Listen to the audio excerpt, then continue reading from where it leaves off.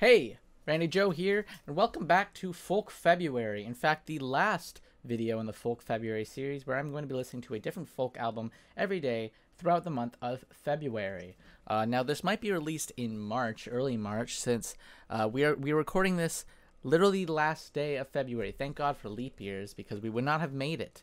So this is the last video, and of course, you saw the title. We are covering The Microphones, The Glow, Part 2, one of the most infamous folk albums to come out of the 2000s, and just one of the most infamous folk albums, I feel like, in general. I know this is a highly, super critically acclaimed album.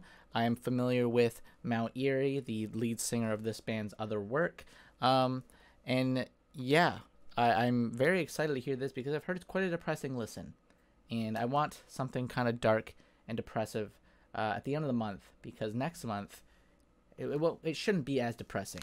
So without further ado, this is a long album, fairly long, hour and 6 minutes. So let's not dilly-dally. 20 songs, a lot of them quite short. Might build a kind of narrative. So let's go with I Want Wind to Blow, kicking things off. There's Phil Elverum. Seems like we have a visitor. Everybody say hi to Winnie, like Winnie the Pooh. I love the simplicity of his vocals. I like that. Interesting sound there. I'm not sure what that is. Oh, I like this. I like the very dense instrumentation. Each one kind of feels like kind of delicate in its placing. Almost seems like he's lost purpose. Feels like there's no hope for his future. Themes of loss, from what I'm gathering here. Very cold ideas too. Fluorescent lights. I think this is one of the longest tracks here. Other than the last one.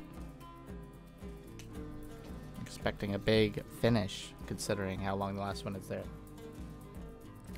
Let's try to stay off the annotations too much on Genius. Let's just follow the lyrics from Spotify, and I'm going to attempt to gather what I can from them. This drum is really just, I was gonna say pounding, and it certainly is. God, blaring, breaking the barrier of sound pretty much with how disturbed it sounds. Very lo-fi. Reminds me of I'm forgetting the name of it.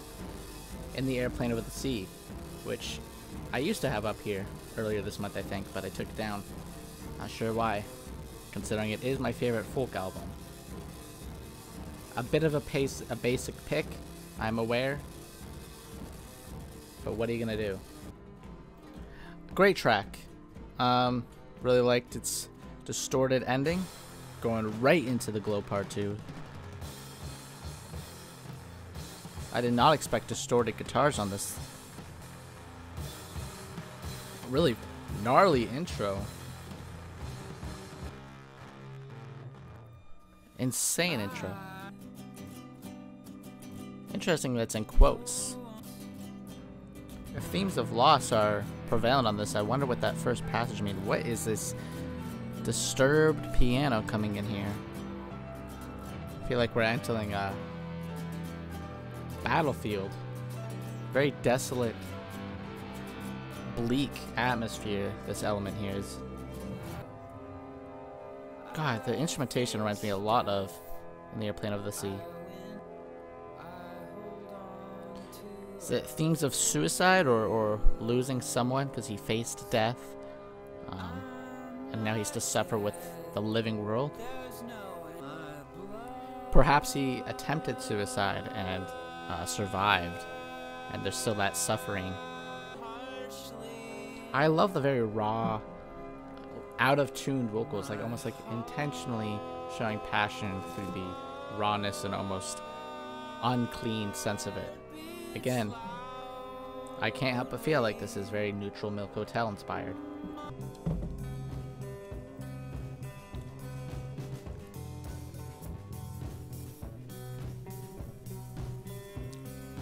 and then it eases into a cleaner state. I'm assuming that this whole passage here is implying a suicide attempt. Could be wrong. Incredible title track. Next is The Moon. Another track that's fairly long at 5 minutes.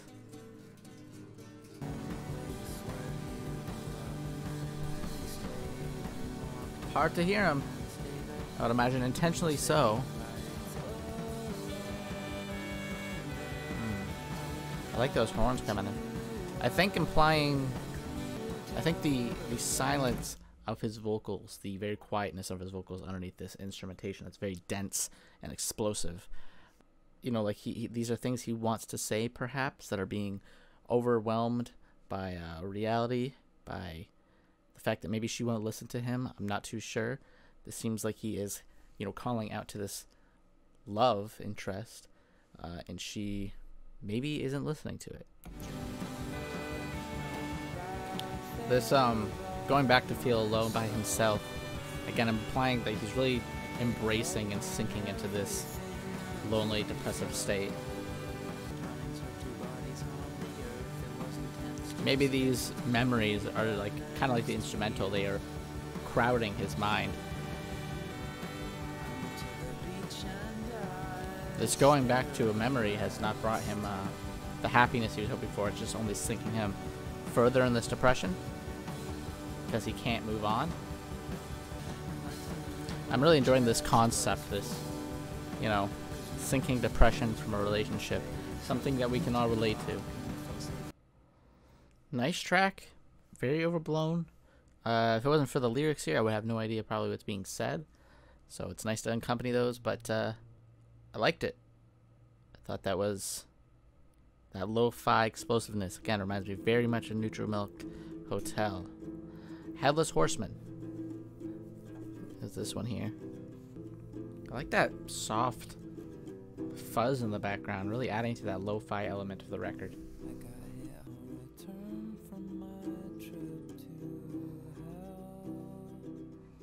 Very self-pitying, typical traits when going through that lack of confidence that a breakup brings. It's almost like she's seeing him as a different being. In the midst of this breakup, she's seeing a side of him that she never saw. Of course, his ex being his closest friend. Gonna get a little personal and sentimental here for a second. I went through a breakup once, a few years back, that was really hard-hitting and emotional for me. Left me feeling alone and more depressed than I ever was, I would say. Turned me into a different person, I'd argue. And now I'm currently in a relationship of 3 years that's made me very, very happy with someone who I consider my best friend. Someone I love more than anything.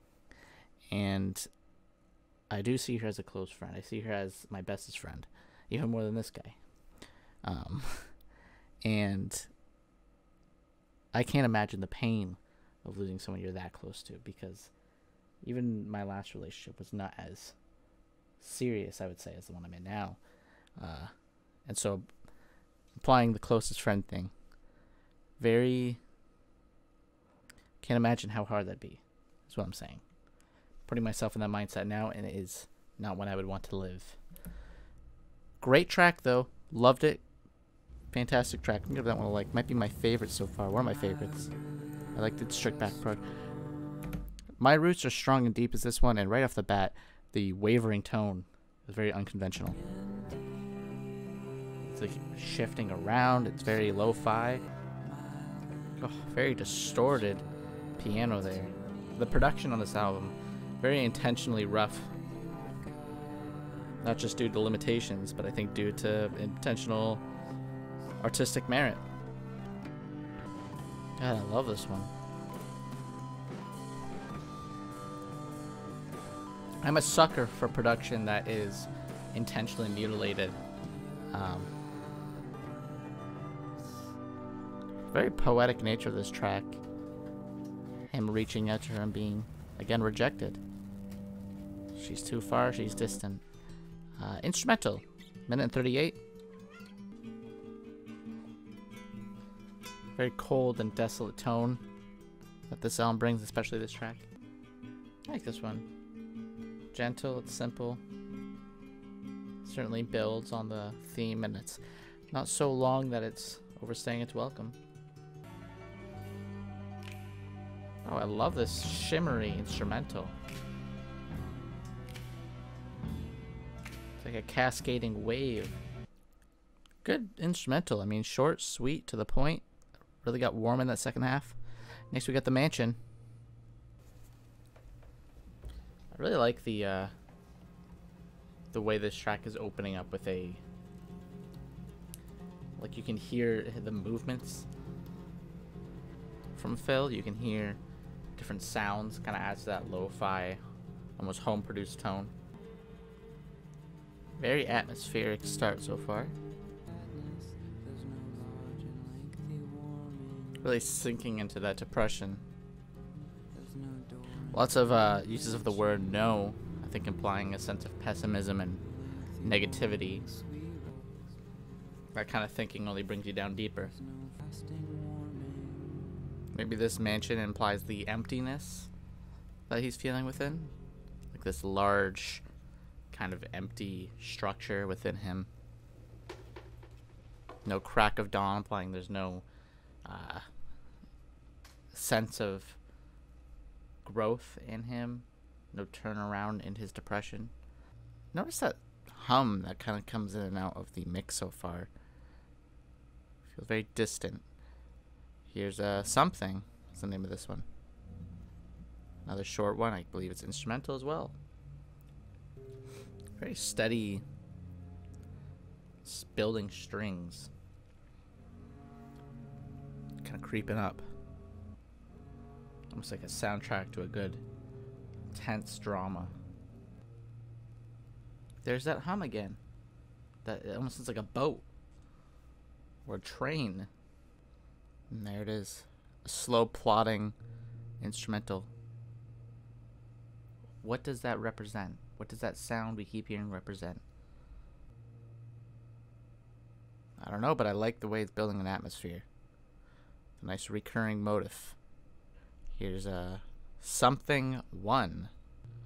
Transitions right into it, and it's got a darker, brooding tone here. Guitars. I really like that. What? Almost like a fax machine.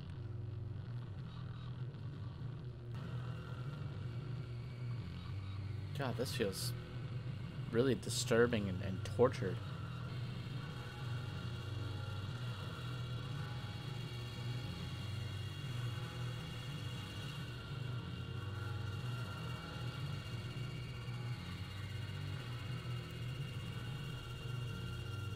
This is getting really just corrupt.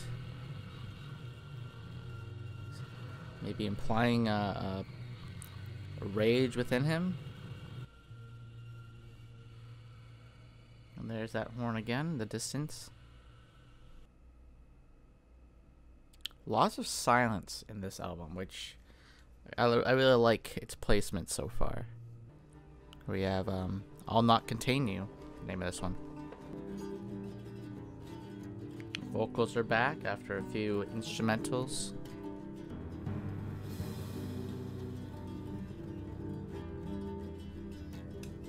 I really like those loud drums.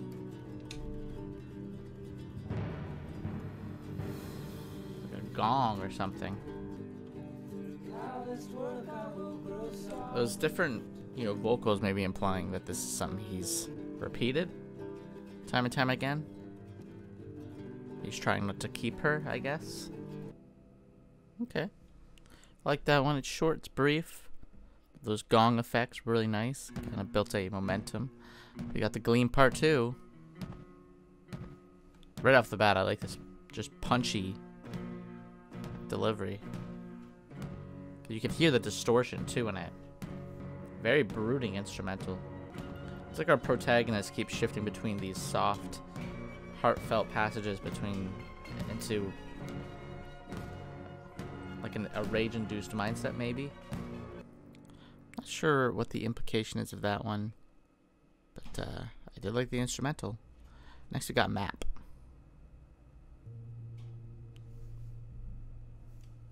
There it is. God, what is this, an organ? I can't tell, it's so distorted and warped. God, this instrumental is like blaring. It is so aggressive over the vocals. And the drumming, I really love how buried it is in the back, but you can hear it ramping up. Overtaking the rest of the sound almost. Oh, I love this. Kind of has like a westerny tone to it. Almost like a marching band effect. Like a hurdy-gurdy in the background as well, I'm hearing. The like screaming of the vocals too. So much pain.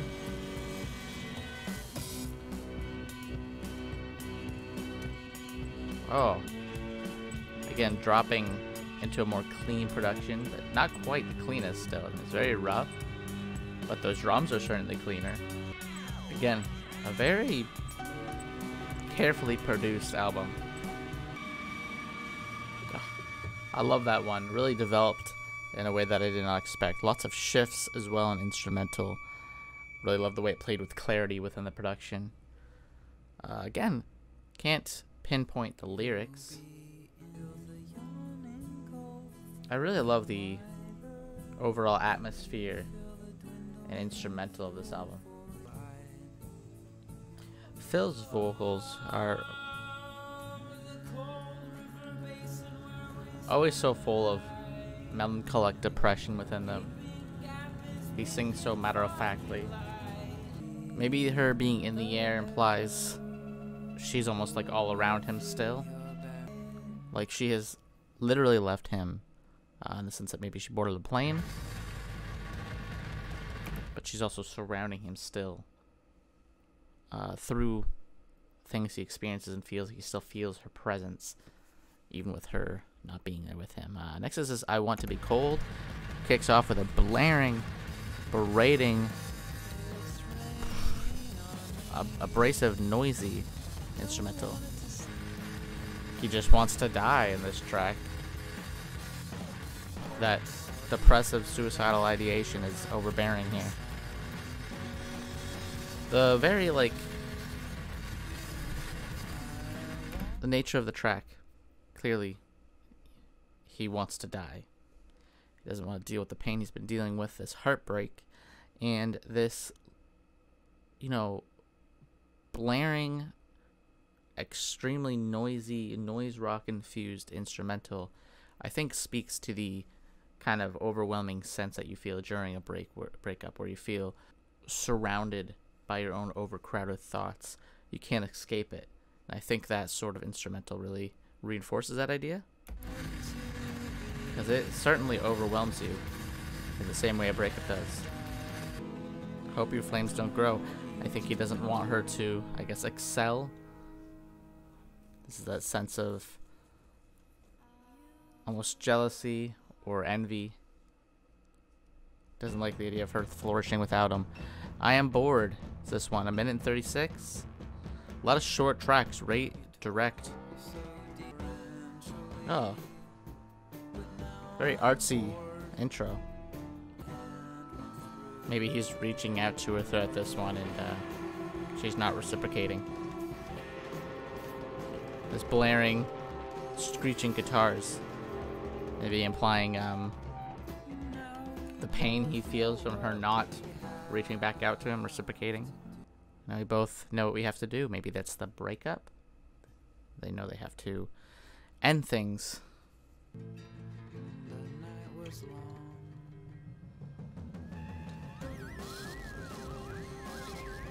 These sound effects, very alien. God. The instrumentals, I feel like every instrument in existence is on this LP so far. Completely shifts away from that noisy peak. Kind of also reminds me of Slint with his very passive vocals. He's realizing his overall insignificance on this track. Only adding, I think, to that depressive state he's in. Got another instrumental.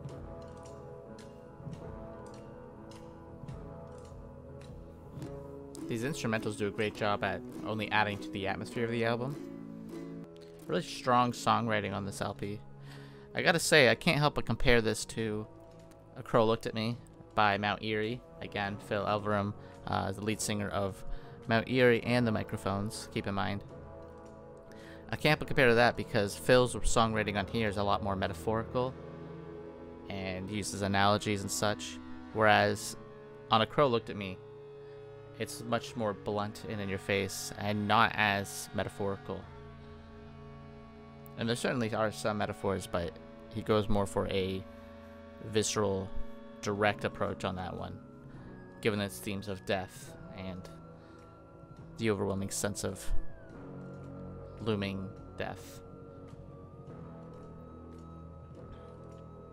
Whereas a breakup, I think you could have a little bit more leeway in the metaphors.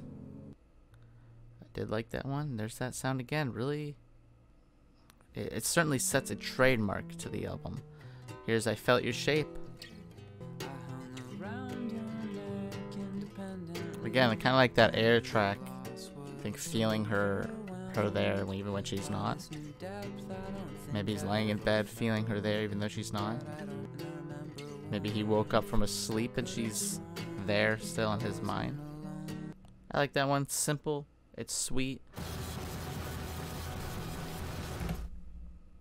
Unlike that one. What the hell? Jesus. This one's Samurai Sword, and it just stabbed me in the head with its sword, because what the hell was that intro? It is noisy, abrasive. We're going right into noise rock territory here. Let's get into it. Oh boy, oh boy. At what point is this no longer folk? A lot of genres within this album. It's predominantly folk, but I mean, it's not only. With a track like this, I feel nauseated listening to this. Maybe a hot take. I'm not sure how I feel about this one. This album as a whole is certainly a challenging listen, because I think its diverseness is both a strength and a weakness. Because on one hand, I respect the diverseness of it, and I can certainly see all these different angles kind of leading into the theme of this breakup, and these different sort of emotions that come with it. The anger, the pain, the sadness, the sense of hope maybe at times, and with a sense of hopelessness at other times.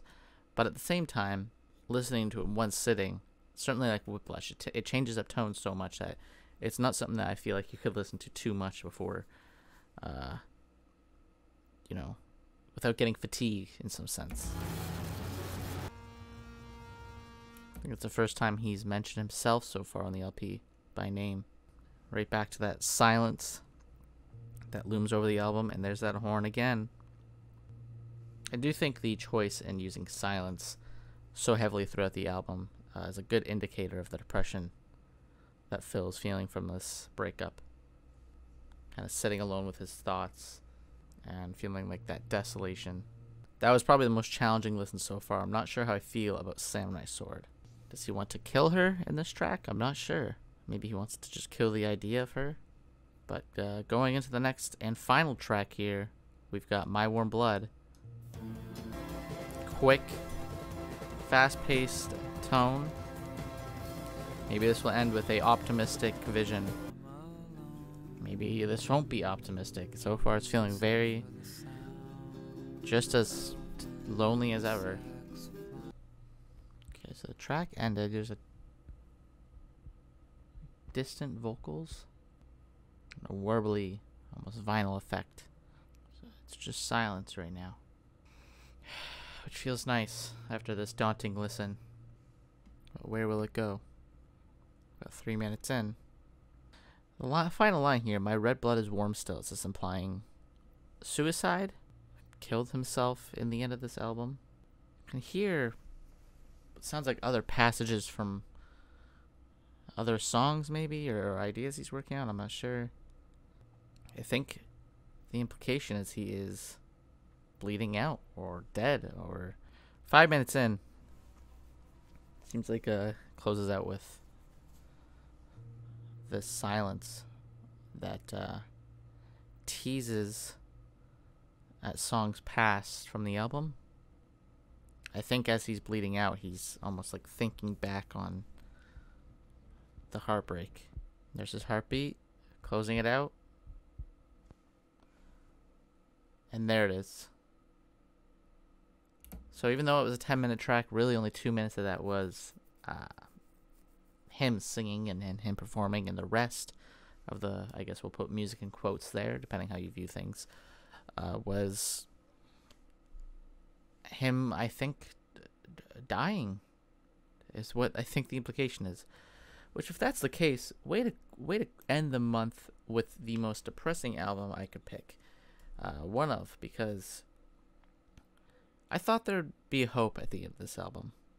I really thought that final track was going to be one of warmth, but instead it was probably the most depressing element, because I think the implication is that Phil commits suicide